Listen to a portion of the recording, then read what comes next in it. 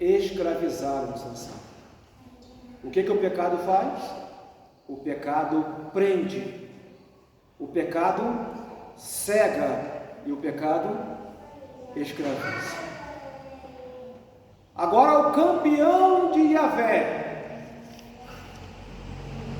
aquele crente que matava 1000 soldados filisteus com uma queixada de jumento, aquele que arrancava portas com umbrais e levava para cima do monte, agora ele se torna espetáculo na casa de um Deus pagão. Sabe o que Sansão está fazendo agora, igreja? Preso, cego, escravizado. Ele está fazendo o serviço de um animal de carga. Olha que decadência, meus irmãos. Alguém que foi chamado por Deus desde o ventre para ser um baluarte, para ser um instrumento nas mãos de Deus para a libertação do seu povo, agora serve de espetáculo para o mundo. E quantos não estiveram assentados um dia nesses bancos, que choraram na presença de Deus e falaram até em línguas estranhas, que brincaram com a sua vida cristã e hoje estão nas sarjetas dessa vida, num antro de prostituição, entregue às drogas, ao álcool, porque não levaram a sério o seu chamado.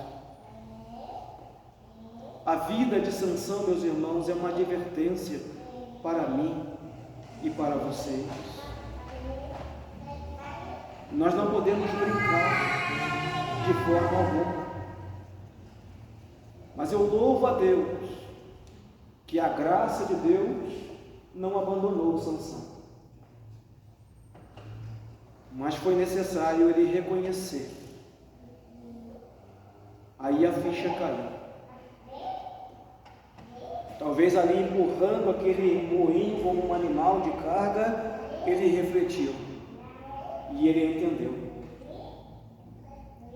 e ele pediu a Deus. Ele disse: Senhor, eu quero cumprir o meu chamado. Eu quero viver, Senhor, o seu plano na minha vida. E o seu plano em mim é começar a libertar o seu povo do jugo dos filisteus. Deus ouviu a oração de Sansão. Quem sabe não seja um momento exato para nós orarmos e dizer assim: Senhor, a ficha caiu. A ficha caiu. Eu tenho brincado. Não tenho levado a sério o chamado vocacionado. Senhor, mas eu quero viver o seu plano na minha vida. Me enche mais uma vez, Senhor, da tua força e do teu vigor. A Bíblia diz que os cabelos de Sansão voltaram a crescer. A aliança foi renovada. Deus é um Deus de misericórdia, igreja. Um coração contrito e quebrantado não desprezará o Senhor. Houve uma festa, um festival na casa do Deus Dagon, e disseram assim: traga lá o campeão de Yahvé para ele nos divertir, para que nós venhamos zombar dele e venhamos zombar do seu Deus que não foi capaz de libertá-lo. E Sansão disse assim ao seu guia: me coloque junto às vigas de sustentação da casa. Observem que ali naquele festival estava toda a liderança filisteia. Não simplesmente no conceito executivo, o rei e os seus conselheiros. Ali estavam os comandantes militares e os sacerdotes. Todo o poder estava ali representado. Então o ato de derrubar os pilares e fazer com que a casa caísse e matasse toda a liderança filisteia, foi um duro golpe para os filisteus. Isso os fragilizou para uma obra que depois somente Davi conseguiria concluir. Então Sansão não praticou o suicídio. O Sansão praticou um alto sacrifício. E lá na lápide do seu túmulo ficou registrado assim: este foi Sansão, que matou mais na sua morte do que na sua vida. Mas eu gostaria de propor, você é ousado nessa manhã, eu gostaria de propor um novo termo, que poderia ser assim: este foi Sansão, que foi chamado por Deus desde o ventre, e viveu uma vida reta, íntegra e santa na presença de Deus, cumpriu o seu chamado, e morreu velho e farto de dias. O que vocês acham?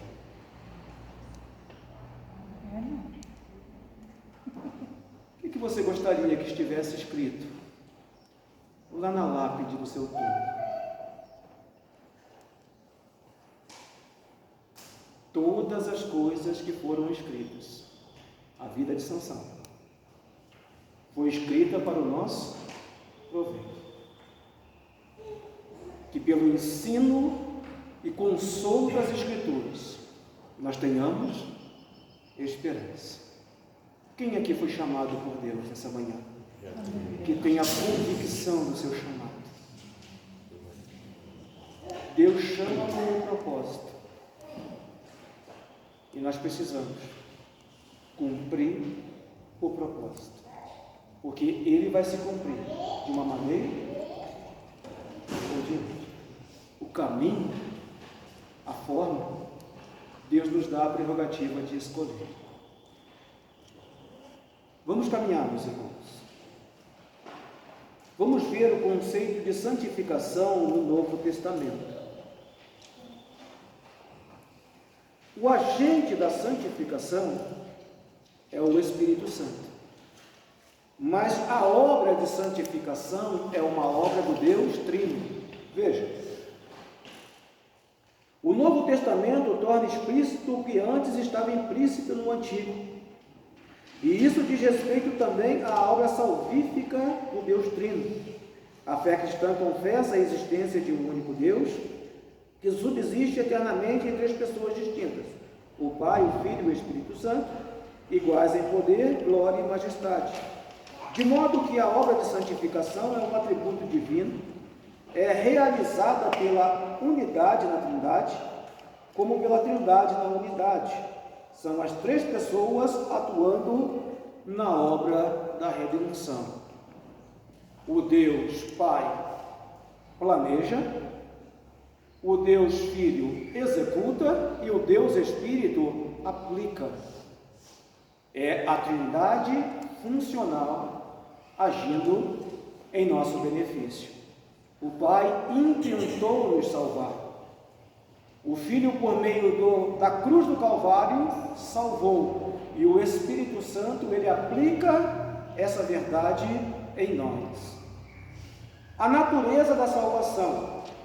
Não há no Novo Testamento ritual de purificação cerimonial ou legal de santificação, diferentemente da realidade do sistema mosaico. A santificação pode ocorrer de maneira instantânea, e isso quando o pecador recebe a salvação em Jesus pela fé. Falamos sobre isso. Ela é chamada teologicamente de santificação posicional, referente à mudança da posição de pecador para santificação, para santificado. Isso é obra do Espírito Santo que passa a habitar no interior do crente. 1 Coríntios 3,16, 2 Coríntios 1,14. 2 Timóteo 1,14. Obrigado, pastor. A questão, a gente precisa ilustrar a gente precisa ilustrar, para que os irmãos possam ter uma perspectiva prática disso. A santificação, ela funciona no sentido posicional como um banho. Eu vou usar aqui um linguajar não tão polido, para que a gente possa ter a percepção exata. Imagine que lá na sua casa, o sistema de esgoto, ele entupiu. É uma coisa agradável? A gente pode colocar uma peneira na frente do sol e ignorar o entupimento? Não, nós precisamos tomar uma atitude. E qual é a atitude? Se eu não tenho recursos para pagar uma desentupidora, o que eu tenho que fazer? Eu vou lá na loja de ferragens, eu compro uma máscara, eu compro uma luva, não é isso? E tenho que colocar a mão na massa, literalmente, desobstruir o sistema, para que ele possa fluir. Depois que você realizou essa operação, o que você faz? Você descarta os EPIs, não é isso? Vai lá no chuveiro e toma um banho de 3 horas. Não é isso? Porque você quer se libertar daquele produto, e você também quer se libertar do cheiro daquele produto, que não é agradável. A santificação posicional é isso. Nós não estávamos simplesmente, me perdoe o termo, nós não estávamos simplesmente, pastor Lorival, desobstruindo. Nós vivíamos lá, num charco de lodo horrível. O Senhor nos trouxe para a sua presença e nos deu um banho completo. Só que Ele não usou água e nem sabonete Dove. Ele usou o sangue purificador de Cristo e nos lavou. Oh, glória! E nos tornamos mais alvos do que a neve. Isso, santificação posicional. Tomamos um banho completo e o Senhor olha para nós e diz: santo. Declara justo. Só que dentro do costume judaico, as estradas judaicas, elas não eram asfaltadas. As romanas, sim. Tem estrada romana que é usada até hoje. Há 2000 anos. E até hoje são utilizadas. Estradas calçadas. E quem morou no interior, não precisa do interior. Chegou a pegar barro aqui na rua? E quem caminha em estrada de poeira, o que acontece com os pés?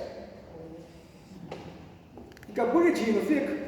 Principalmente quando está calor. Aí junto o suor e a poeira. Aí fica aquela capa preta, né? Em cima do pé. É por isso que Jesus, quando vai lavar os pés dos discípulos, a princípio Pedro fala: não. Porque a função de lavar os pés dos visitantes não era uma função simplesmente de um servo, mas era o servo dos servos, o serviçal que lavava os pés dos servos. E Jesus vai fazer essa função. Ele quer ensinar uma lição. Aí quando ele chega em Pedro e se abaixa para lavar os pés de Pedro, Pedro encolhe os pezinhos. E diz assim: de maneira nenhuma me lavará os pés. Aí Jesus disse: se eu não te lavar os pés, não tem partes comigo. Ele disse: então me dá um banho completo. Ele disse: banho completo não precisa, porque vocês já foram lavados. Santificação posicional, já foram lavados pelo sangue, já estão purificados. Mas nós andamos no mundo, e o pecado, as iniquidades, as imundícias do mundo pegam onde? No nosso pezinho. E esse processo de purificação contínua é o que nós chamamos de santificação progressiva. Então, quando eu pratico um pecado, eu não preciso ser salvo novamente. Porque eu já fui salvo uma vez. O que eu preciso é que o Senhor me perdoe, que me purifique desse pó que está grudado no meu pé. E enquanto nós estivermos nesse mundo, esse maldito pó, o que vai acontecer? Ou de uma maneira mais intensa ou menos intensa, ele vai nos contaminar. E é por isso que nós temos que nos arrepender e pedir ao Senhor: Senhor, lava-me. Senhor, purifica-me, para que eu possa estar na tua presença, na tua mesa, participando desse alimento glorioso. É por isso que a Bíblia diz que na ceia examine-se, pois, o homem, o vizinho do lado. É isso que está escrito? Não, é como eu vou parafrasear dizendo: olhe para o seu próprio pé. Antes de participar dos elementos, olhe para o seu pé. E se há poeira lá, você tem que fazer o quê? Antes de participar da mesa: Senhor, purifica-me. Senhor, limpa-me. Porque participar da ceia com o pé sujo, sabe o que acontece? 3 coisas: enfraquece, adoece e morre. Nossa, que coisa pesada. Participar da ceia com o pé sujo leva à morte. Está escrito, não estou inventando. Enfraquece, adoece e morre. Deus matava na antiga aliança? Sim. E Deus mata na nova aliança? Paulo disse: por isso há entre vós muitos fracos, outros doentes, e não poucos. Porque já tinha morrido um monte de gente lá, pastor. E não poucos os que morrem. Por quê? Pé sujo na mesa. Até uma mensagem para ser, né? Tá vendo? É confirmação do alto. É até uma mensagem boa, né? Crentes de pé sujo na mesa do Senhor. Olha que título de mensagem. Mas Jesus é a fonte de águas vivas, que nos lava do alto da cabeça à planta dos pés. Ô irmão Ezequias, por isso tomamos banho todo dia, né? Mas tinha um cunhado da Eunice que ele trabalhava na roça e ele falava: para que tomar banho se amanhã eu vou me sujar aqui no... Exatamente. Trabalhava na roça, não sou. Aí ele vira aquele camarada caraquento, já viu? O camarada que é caraquento? O camarada vai se tornando encardido. Por que nós tomamos banhos todos os dias? É para que a sujeira não acumule. Porque se a sujeira vai se acumulando, o processo de limpeza depois era complicado.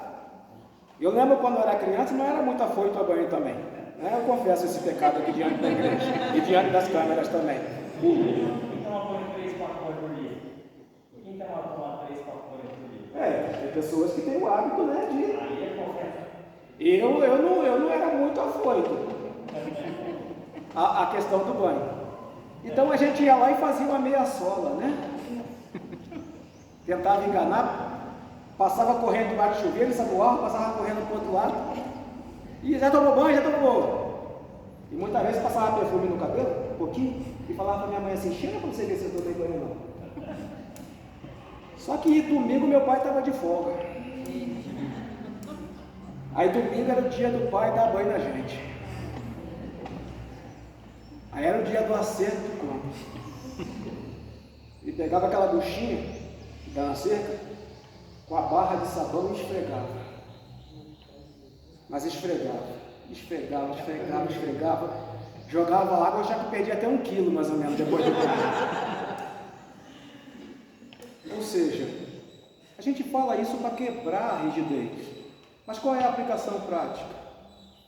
Se eu tivesse tomado um banho direito todo dia, eu não precisaria desse tratamento traumático. Às vezes você está dizendo que está lavando o pé, mas Deus está vendo que você está fazendo uma meia sola. Você só passa o pé debaixo da... esfrega. Aí chega um momento que Deus tem que pegar para dar o banho. Pega pela cabeça. Aí Deus tem que pegar, pastor, a buchinha. E tem que pegar o sabão. E tem que esfregar o pé do crente.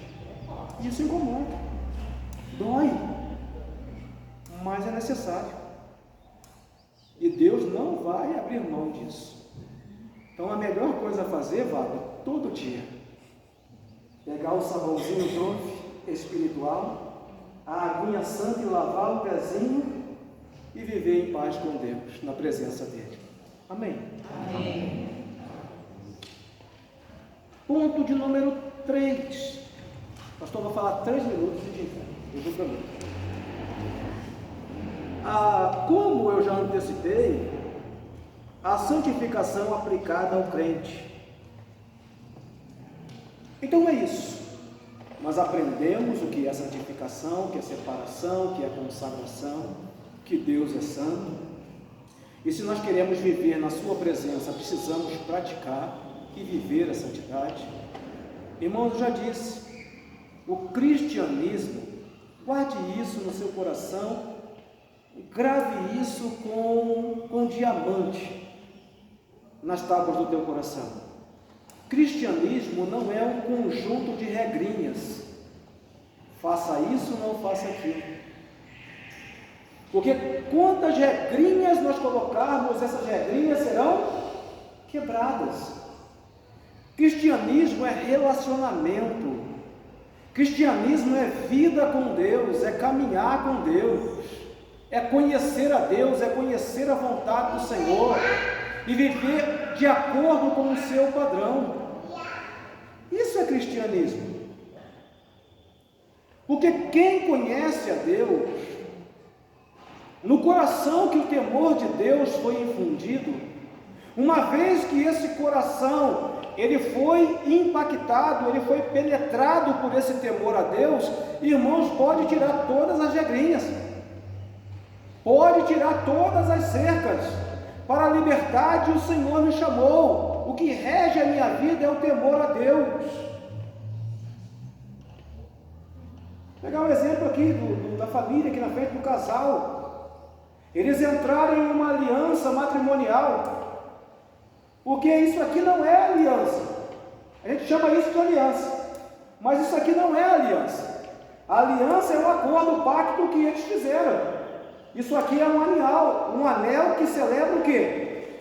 Que faz lembrar a aliança que existe entre eles. E nessa relação existe amor, comprometimento, renúncia, respeito. O Emerson trabalhou muitos anos. Você trabalhando ainda, viajando, meu querido? Parou. A Claudinha ficou aqui e ele viajou pelo Brasil inteiro trabalhando. Você consegue imaginar quantas situações e quantas provas o nosso irmão passou? Longe da sua companheira? Quantos pratos Satanás não colocou diante dele? Mas aí vem o temor a Deus e o respeito à sua companheira. É isso. Eu não vou fazer isso porque eu vivo na presença de um Deus que é santo e Ele me chamou para a santificação. E segundo, eu não vou fazer isso porque amo e respeito a minha esposa, mesmo que ela não esteja aqui. Isso é temor. Irmãos, quando nós vivemos nessa perspectiva, acabou, pode tirar o muro, pode tirar a cerca, pode tirar as regrinhas. Eu não vou roubar porque eu vivo debaixo do temor de Deus. E sei que se eu fizer isso, eu vou desagradar aquele Deus que me amou e me chamou para a sua presença. Eu não preciso de leis escritas em pedras, não matarás, não farás isso, aquilo, outro, porque essa lei foi implícita, escrita e gravada no meu coração. A lei de Deus foi entronizada no meu coração. E então eu vivo em novidade de vida. Eu não preciso de colocar no para-brisa do meu carro, não matarás, não adulterarás, porque isso está dentro de mim. Isso é cristianismo. Agora tem igreja que escreveu um manual, pastor, maior do que a Bíblia. Manual de regra e de prática da igreja. O cabelo tem que ter tantos centímetros, a tolerância é 2 milímetros. A saia tem que ser 4 dias, o sapato tem que ter altura de... Meu Deus! Regras só para serem quebradas. Mas quando a lei de Deus é implícita no meu coração, eu não obedeço a Deus porque tenho medo do inferno. Não, não é por isso. Eu obedeço a Deus porque tenho comunhão com Ele, tenho aliança com Ele, e eu sei que a desobediência irá fragilizar essa aliança. Aí eu passo a viver numa perspectiva superior. Jesus disse assim: se a vossa justiça não exceder a justiça dos fariseus, de maneira nenhuma entrareis no reino dos céus. Qual era a justiça dos fariseus? Obedecer simplesmente como uma regra, um conjunto de regras. Mas qual é a justiça que nos foi infundida? Em viver numa perspectiva superior. Jesus falou assim: olha, se alguém te obrigar a carregar a sua bagagem por uma milha, carregue 2. Por que isso? Porque todo soldado romano tinha jurisdição, autoridade, para obrigar qualquer pessoa no império a carregar os seus equipamentos por uma milha. Essa era a regra. Mas Jesus disse assim: aqueles que vivem em novidade de vida, eles carregam uma milha e depois carregam mais uma. O que significa isso? Eles obedecem e mais uma vez obedecem. Essa segunda milha não é uma regra, mas é a milha da liberdade, porque nós somos livres. Vivemos em liberdade, vivemos em novidade de vida. Deus é santo. Deus é santo. E Ele nos chamou para viver na sua presença. E para isso precisamos ser santos. Pode falar, minha querida. É assim, eu tenho passado umas coisinhas meio difíceis, né? Aí, tipo, eu venho tudo, eu sinto a Deus, né? Que Deus me chamou. Aí, mas aí meio triste, muito triste, né? Teve, tipo assim, umas experiências que eu tenho passado sozinha, sabe? Não tem ninguém eu não tenho com quem falar. Sim. Aí, eu peguei, eu falei: Deus, eu entrego a minha vida na tua mão, faz o que o Senhor quiser de mim. Mas me ajuda. Sim. E eu tenho tido umas experiências tão boas com Deus. E Deus tem feito coisas assim comigo, dentro de mim, sabe? Sim, com e certeza. eu falo: meu Deus, eu nem mereço. Louvado Sabe? seja Mas Deus. ele espremeu bastante. Isso. Espremeu. Eu tenho. E tipo assim, eu não vi ninguém para me chegar e dizer: eu posso pensar nessa aconteceu, eu não tinha. Mas aí o Espírito Santo, ele, consolador, amigo. Irmão, só um pontinho. Santificação, santidade, não significa perfeição.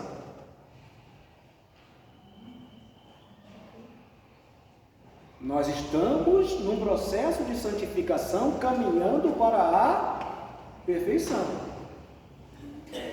Mas perfeição nesse mundo não existe. Mas eu tive a experiência assim com ele, né? Sim, perfeito, estou entendendo. A irmã está dizendo, posso abrir aqui. Meus irmãos, que Deus nos abençoe e eu agradeço a oportunidade em nome de Jesus.